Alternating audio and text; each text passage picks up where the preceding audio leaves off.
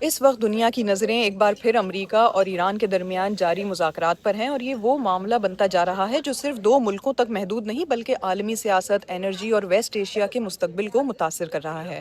اور اس پوری صورتحال میں ایک سے اہم سوال یہ ہے کہ کیا کوئی سفارتی حل نکل سکتا ہے یا یہ کشیدگی ایک بار پھر بڑھنے جا رہی ہے؟ تو موجودہ صورتحال کیا ہے؟ امریکہ اور ایران کے درمیان اس وقت براہ راست نہیں بلکہ بالواسطہ مذاکرات جاری ہیں۔ یہ مذاکرات بنیادی طور پر دو بڑے مسائل پر رکے ہوئے ہیں۔ سب سے پہلے تو ایران کا نیوکلیئر پروگرام اور خطے میں کشیدگی، خاص طور پر اسٹریٹ آف ہرمز کی صورتحال۔ امریکہ کا موقف ہے کہ ایران کے نیوکلیئر پروگرام پر سخت پابندیاں ہونی چاہیے اور اسے مکمل طور پر محدود کیا جائے۔ دوسری طرف ایران کہتا ہے کہ اس کا پروگرام پرامن ہے اور وہ پابندیوں میں نرمی چاہتا ہے، یعنی دونوں طرف بنیادی اختلاف اب بھی برقرار ہے۔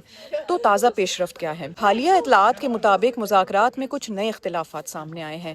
ایران کی طرف سے یہ تجویز دی گئی ہے کہ نیوکلیئر مسئلے کو وقتی طور پر پیچھے رکھا جائے اور پہلے علاقائی کشیدگی اور پابندیوں پر بات کی جائے، لیکن امریکہ نے اس تجویز کو قبول نہیں کیا اور اس کا موقف ہے کہ نیوکلیئر مسئلہ ہی سب سے پہلے حل ہونا چاہیے۔ اسی وجہ سے مذاکرات ایک بار پھر ڈیلے کا شکار نظر آ رہے ہیں۔ پاکستان کا کردار اس سب میں کیا ہے؟ تو اس پورے معاملے میں پاکستان ایک اہم مگر غیر رسمی ثالث کے طور پر سامنے آیا ہے۔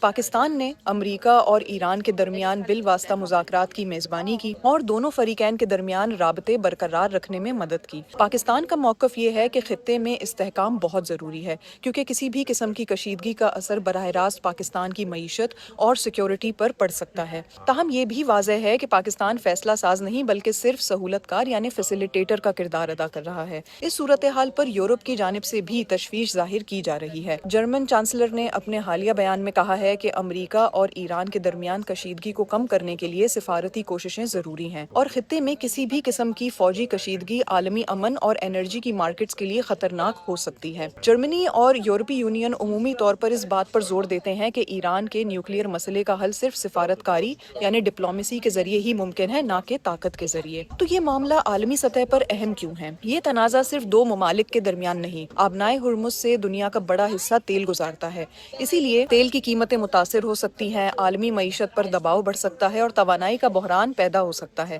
اسی لیے دنیا کے بڑے ممالک اس صورتحال پر گہری نظر رکھے ہوئے ہیں۔ اگر سادہ الفاظ میں یہ سب بتاؤں تو مذاکرات جاری ہیں لیکن تعطل کا شکار ہیں۔